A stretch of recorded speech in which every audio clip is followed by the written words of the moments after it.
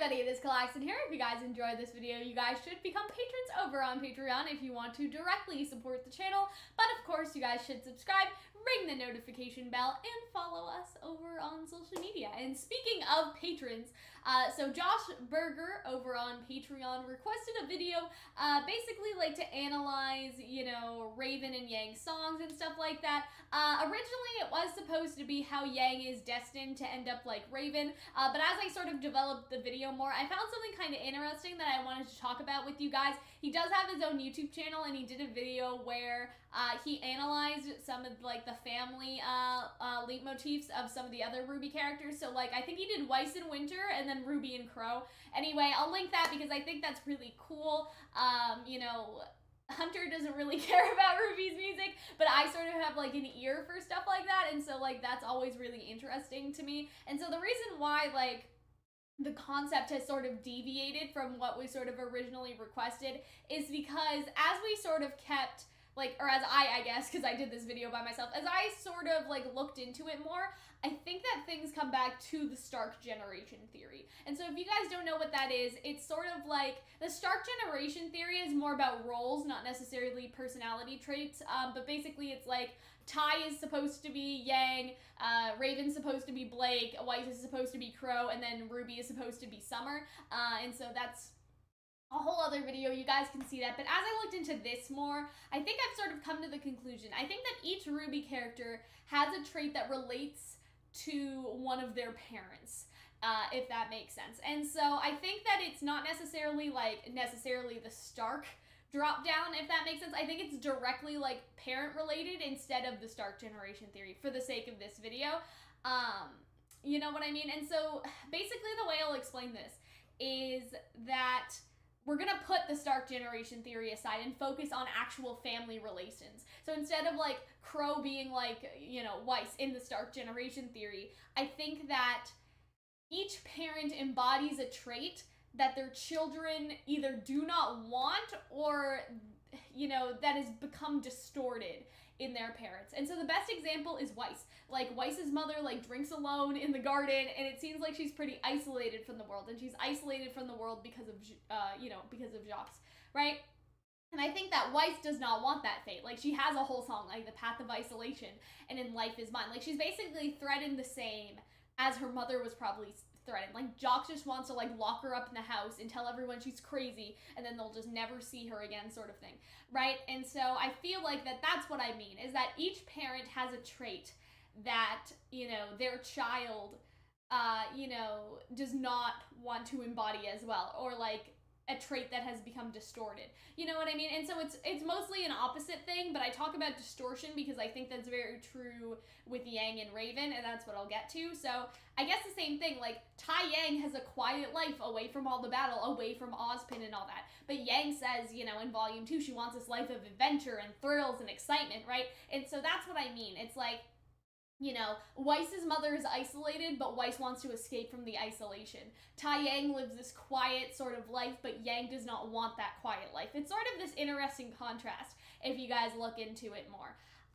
But moving on to like Yang and Raven specifically, I think there's something really interesting about the motif here. And so, you know, there was this chord progression that I saw, and this was basically like, or I heard, I guess, and this was like the basis for the entire video. So I want to play it for you guys and see if you guys can actually hear it first. So this is a video of Raven's sort of like chord progressions and her leitmotifs and all that sort of stuff. And so you guys can listen to this. So listen.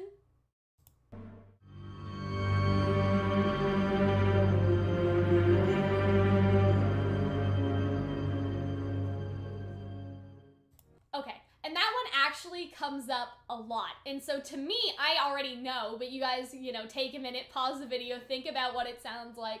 I'll play it again just so you guys know. It starts around here in this video.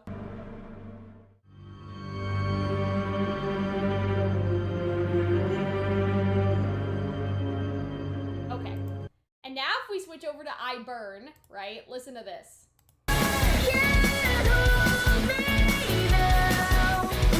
So, I don't know if you guys can tell, right? But if we go back to this now, you may be able to, so I'll play it again.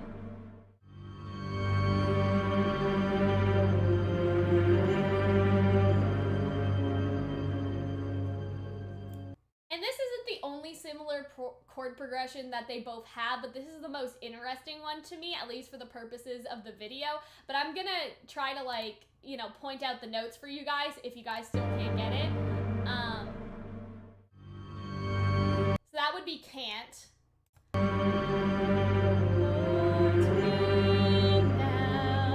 If you guys can sort of hear it, right? It's obviously lower, and there's like a sad sort of instrument there. Like, I don't know exactly what it is, but like, you know, if you guys listen to it again, obviously it's not upbeat, but it's that sort of like, can't hold me now. Like, it's the same chords, but they're lower and slower, obviously. And slowing this down, and that's what I'm gonna sort of do for you guys now. It is gonna sound terrible just because that's the nature of slowing it down that much, but you guys can sort of listen.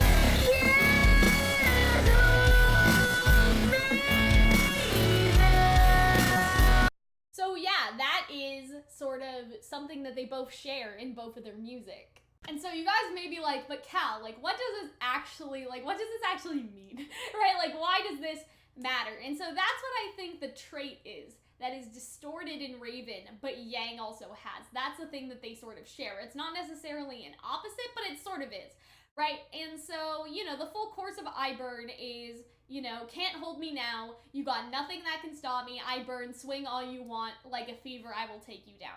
And so I feel like that the way that this works, in my opinion, right, is that with Yang, her whole thing is like, she does want to be strong, she does want to be unstoppable. But in Raven, that is sort of a paranoid, distorted delusion, which is why it sounds so different in Raven's theme. Like, the reason why Raven wants strength, the reason why she wants the relic is because she's paranoid about Salem chasing her and always hunting her down because she has the Spring Maiden powers. And she basically wants that strength in order to protect herself and give her the best chance. That's why she wants the relic, in my opinion, or wanted the relic, right? But in my opinion, Yang's strength is a lot more pure in intention, right? Like, in order to travel around Remnant and have all those thrills like she wanted in Volume 2, you do need to be strong because there's grim attacks and bandits and all that stuff.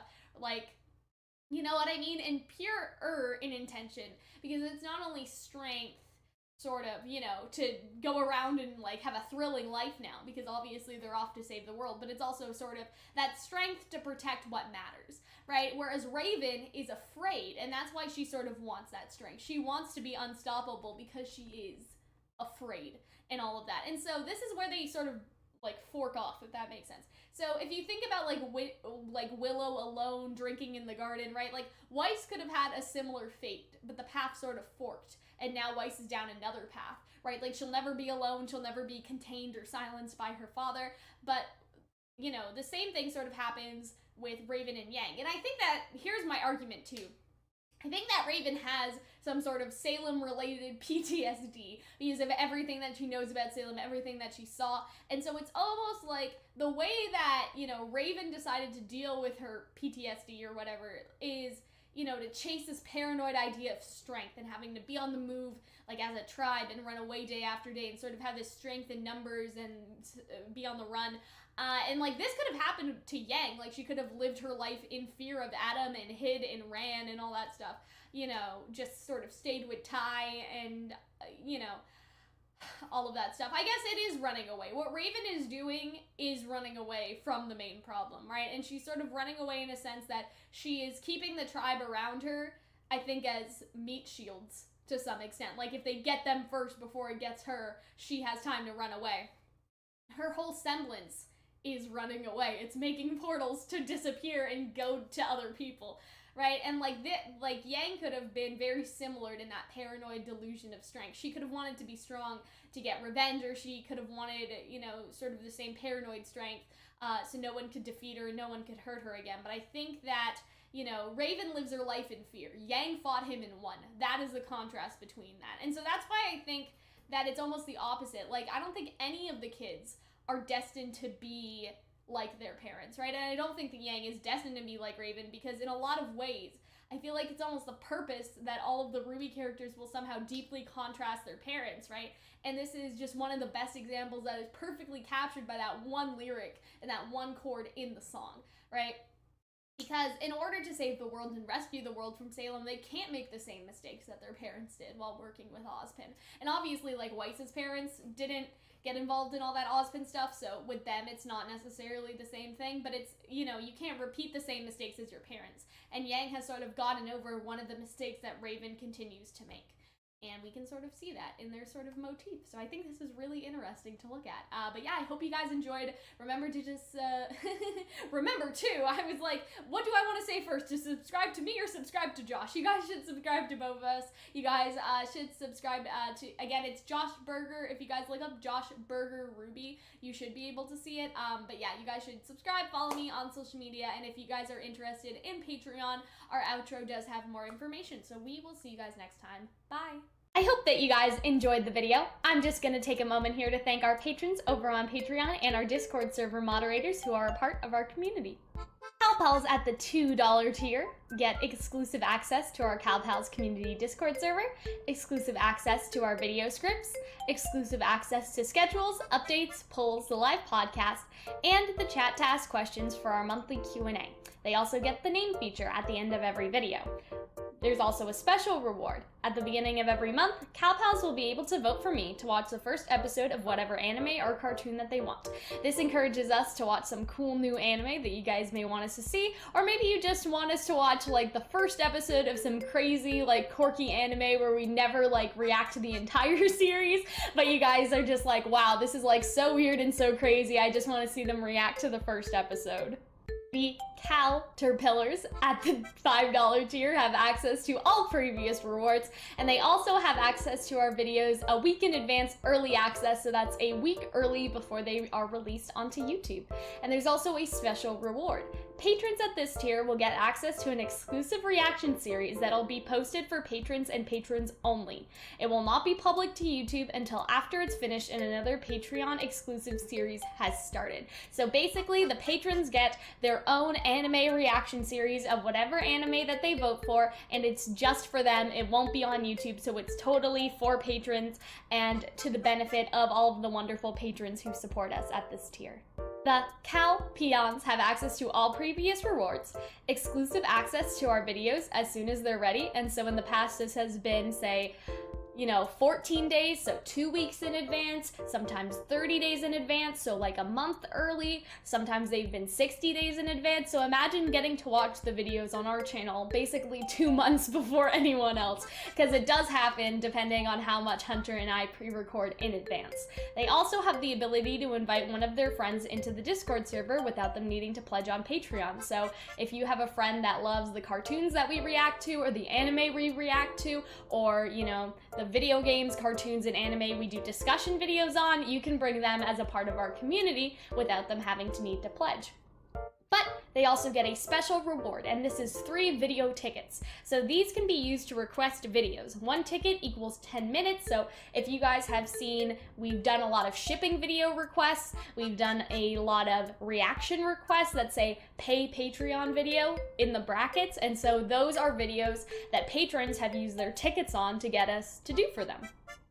The Calzones have access to the Calzone, which is a special reward for this tier that I'll explain in a moment, but they get access to all previous rewards. They get 6 video tickets, which would be long enough for, say, 2 anime episode reactions, or 6 10-minute videos, so 6 shipping videos, for example, 6 discussion videos if they're all 10 minutes long, and they also have the ability to invite 2 of their friends into the Discord server without them needing to pledge on Patreon. And they will also get access to the VIP chat since they are a VIP, and so that is where the Calzone comes in. The Calzone is our VIP text chat on Discord. We also do a monthly VIP-only voice call. Let's just take a small break here to thank the moderators on my Discord server. So they obviously help out a lot with moderating and setting up events for the community and just being, generally good parts of the community to have around. So I just wanted to include this little bit in between all the patrons to just sort of thank them for their work, thank them for helping out in my community, and all that sort of stuff.